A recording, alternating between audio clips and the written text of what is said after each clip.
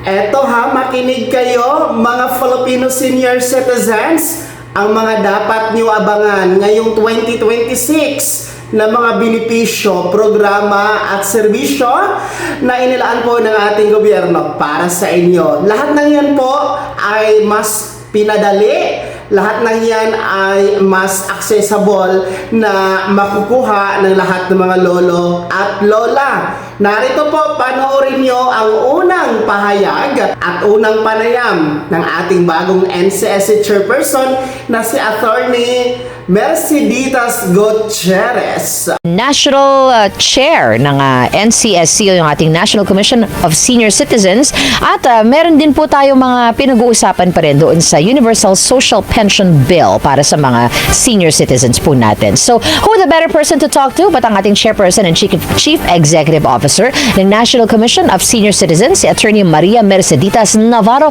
Gutierrez on Zoom. Attorney, good morning! Hi, good morning Rica. Ayan. At good morning din sa lahat ng nakikinig sa inyong programa. Opo, ma'am. Especially mga senior citizens. Opo, congratulations are in order, Attorney.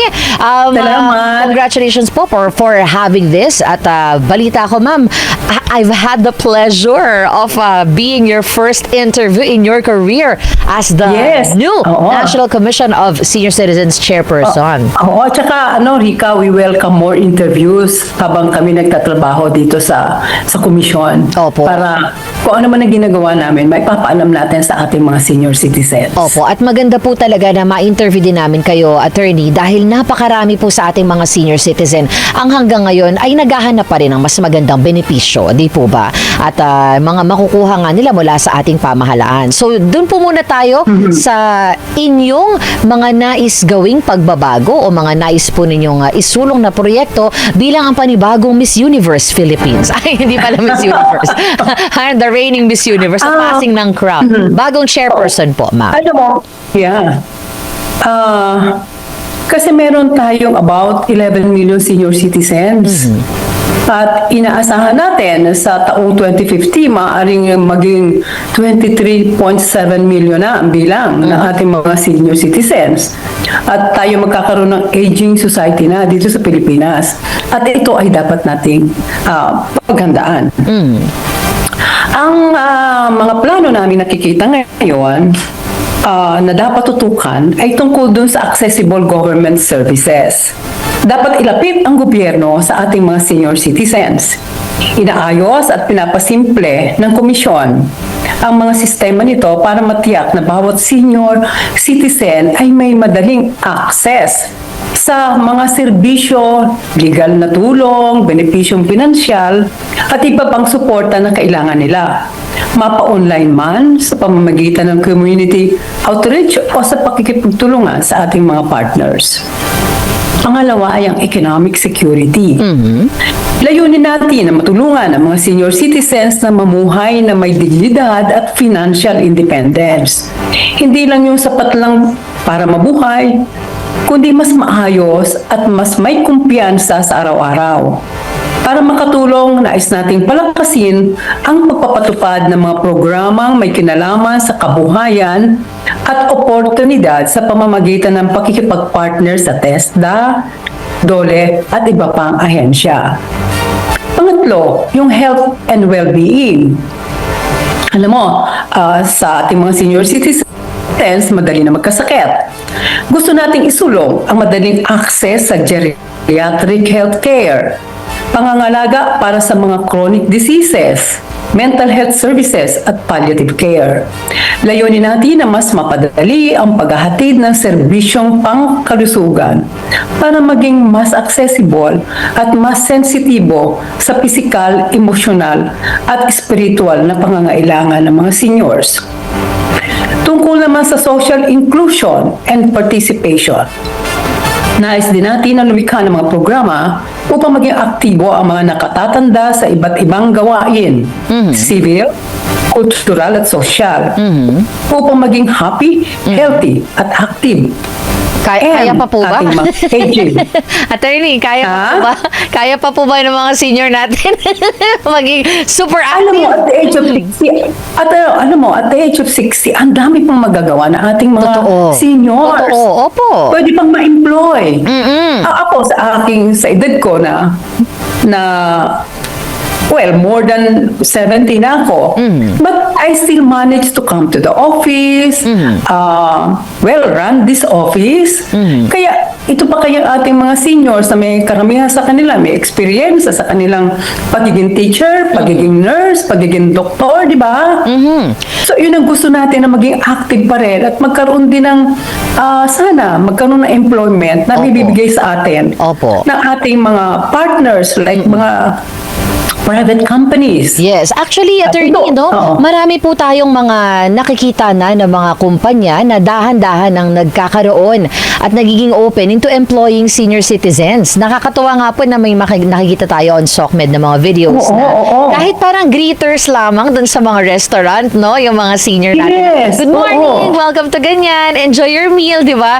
Na at least we have employment Di for ba, Rika, pagka them. napunta ka ng Hong Kong, kita mo yung yung mga fast food restaurants, kita mo mga matatandaan nagsisilbi. Opo. Makikita mo kahit na maglilinis lang doon sa area, doon sa store, pero yung iba nakakapagsilbi pa rin. Opo. Opo. Maganda po ito. Lalo na yung mga cook, no, na may edad na.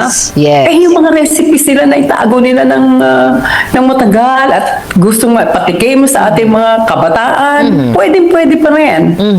Yun nga po yung sinasabi po ninyo kanina na isulong yung parang economic freedom of financial Yes. Oo. financial Hindi care yung na mapakaritahir kakayanan. mo, aasa ka sa iyong mga anak, di ba, Rika? Opo. Oo. Kasi ito din po yung nais kong itanong sa inyo, attorney. Oo. Dahil meron po talaga tayong mga senior na fortunately still have yung mga anak nila dito sa Pilipinas to take care of them. Pero yung iba po na wala nang kasama sa buhay, wala man sa nasa abroad man, o yung talagang ulila na po ng pamilya. Ito po yung hinahanapan natin ng mga sana ay mabigyan ng mas marami pa, mas maayos na serbisyo sa pamahalaan. Paano po ba natin ma-educate ang ating seniors, attorney, para malaman that they have privileges, they have benefits? Oo. Ang ginagawa ko ngayon, Rika, ay kinukumpile ko ang lahat ng mga programs and projects ng lahat ng mga agencies na mandato na magkaroon ng programa para sa ating mga senior citizens. Para kahit ako, senior citizen ko, ano ba ang dapat kong matanggap sa ating pamahalaan? Ano ba yung aking mga karapatan? Ano ba yung aking mga pribilehiyo? Yun ang inaalam ko, nasa hanggang ngayon kasi hindi ko alam. So kung makuha natin lahat ng mga kailangan natin ipaalam sa ating mga senior citizens, with your help, with media, ay mapapaalam natin kasi lahat na nakakausap ko, sasabihan ako, ano ba ang dapat namin matanggap? Ano ba dapat yung ibigay sa amin? Kami indigent. Bakit hindi kami kasama dun sa mga indigent? So, yun ang maraming problema na kailangan talagang matutukan at magkaroon ng pag-uusap tungkol dun sa ating mga kasama sa mga agencies of government na kailangan sigurong magkaroon tayo ng statement o maipalabas natin lahat itong mga kailangan matanggap nila at ang kanilang ine-expect at kung ano ibinibigay naman sa private sector, sa yung mga discount, yung sa mga pharmacies, na alam natin ano ba yung tinatanggal nyo, how much ba yung tinatanggal nyo as discount. Oo, 20% lang ba yan? May yung mga ganyan, karagdagan pa ba sa 20% ba? VAT? O tama ba? Hindi, Rika, hindi naman natin alam kung paano kinuwenta yung discount, Opo, di ba? kinumpute, tama nga po. Kaya okay din po talaga na napaka-active ng ating National Commission for Senior Citizens na Yes, isulong dapat talaga. maging aktibo. Opo. Dahil, Rika, bago pa lang itong opisina 2019 lang na napasa yung batas na Opo. creating the commission at unti-unti nating ina-address ang lahat ng mga kailangan para maging strong at effective and efficient ang komisyon. Opo, Kulang kaya pa kami yung- ng mga tao. Kaya Oo. dapat nga po talaga, attorney, di ba, yung mga senior natin sa City Hall po ba sila dapat magpalista, ma'am, para yung kanilang ay Yung nasa sa mga NCSC? LGUs, pwede sila magpalista doon sa LGU. Pero sa komisyon, meron tayong registration na makikita doon sa website ng komisyon na magrehistro ka doon. Kasi ang aming binibigay sa ating mga senior citizens ay yung pagka dumating ka sa age na 80, 85, 90, 95, and 100. Ang isang rehistrado na senior citizen ay makakatanggap ng 10,000 pesos. Opo. Pag dumating yung kanilang pagdating ng age 80. At since hindi naman nangyayari na ibibigay ang kanilang gifts, centenary gifts ang tawag natin, kaagad, ang gusto ko dapat ay maging birthday gift sa ating mga senior citizens, yung 10,000 Oo. pagdating ng 80. Oo, kasi Or di ba ng ano po 85. yan? 80, 85, 90, tama po ba yun? Every 5 years? 90, oo. May matatanggap? Mga milestones na age na 80, 85, 90, 95, Oo. and 100. Opo, ang kulit ng milestone yung 10,000, no? tawag natin. Except for 100, pag reach ng 100, Mas may malaki.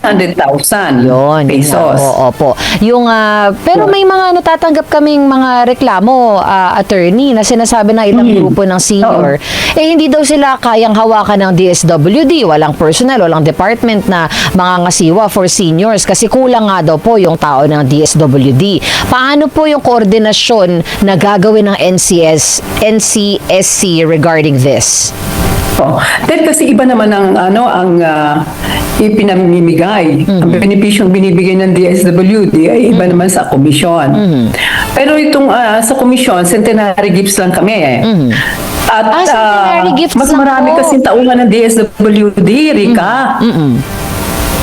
Mas marami silang tauhan. At palagay ko na hindi lang siguro napapaunawa sa ating mga senior citizens na kailan ba tatanggapin itong mga benepisyo. Oho. Sino ba ang magbibigay? Yes, Attorney Hindi ba Sir, yung ganon? pwede Sino pong magbibigay? Opo, pwede pong pakilinaw lang po ng mabilis, no? Yung sinabi niyo po kanina na centenary gifts lamang po ang hawak Centenary gift, yun ang gagaling sa komisyon. Yun lang ang aming binibigay. Aha. Yung 10,000, sa milestone age, no? Pero ang iba na merong sa mga sa DSWD, meron silang ibinibigay na meron silang sa AICS, yung sa mga victims of disaster, meron silang AKAP, meron silang for indigents, na hindi alam ng mga tao how much ba. Dahil kasi ang dapat daw matanggap ay 1,000 to 10,000. So yung mga kababayan natin, mga seniors, hindi alam na kailan ko ba ito tatanggapin. Oo. Oho. Ano ba talaga ang amount na matatanggap ko? Kasi ako din mismo senior citizen. Bigla na lang meron ako matatanggap na 1.5. Saan ba nanggaling itong 1.5 na to? Hindi ko alam kung nanggaling sa DSWD o nanggaling sa LGU. Yun, dapat magkaroon ng clarification o identification ng mga benefits na tinatanggap ng ating senior citizens. Opo. And who the better to inform our senior citizens but the NCSC para malaman po natin. Kami nagbo-volunteer at Opo. I think dapat maging trabaho ng komisyon na ipaalam natin ito sa ating mga kababayan. So kukuhanin natin lahat yung mga benepisyo na binibigay ng mga ahensya ng gobyerno na kasama ang DSWD at ang DILG through the OSCA, sasabihin namin, kaya kinukumpile namin lahat yan at iyan ay ipapaalam natin sa ating mga kababayan seniors. And I think DCMN can help us Opo. in informing our senior citizens dito sa mga benepisyo Naku na ito. ma'am, makakaasa ka dyan, attorney, dahil mahal ko ang mga senior citizen natin. May 3 po akong senior citizen na inaalagaan yun. At yan nga po mga ka-vlogs no, inyong napakinggan sa Attorney Merceditos Gutierrez para nga po sa mga dapat pagkakaabangan ngayong darating po na 2026. para po sa inyong mga benepisyo, programa at serbisyo. Well, anyway, sa mga hindi pa po nakakakilala kay Atty. Merceditas Gutierrez, siya po ang bagong upo na chairperson ng National Commission of Senior Citizens na siyang pumalit kay Dr. Mary Jean Loreche. Kaya, good news ito at dapat abangan sa taong 2026. Maging una sa mga balita na aking i-upload, i-click ang subscribe button at ipindutin ang notification bell, ilagay sa all mga ka-vlogs. God bless us all, advance Merry Christmas, advance Happy New Year, mag-ingat po ang lahat mga ka-vlogs.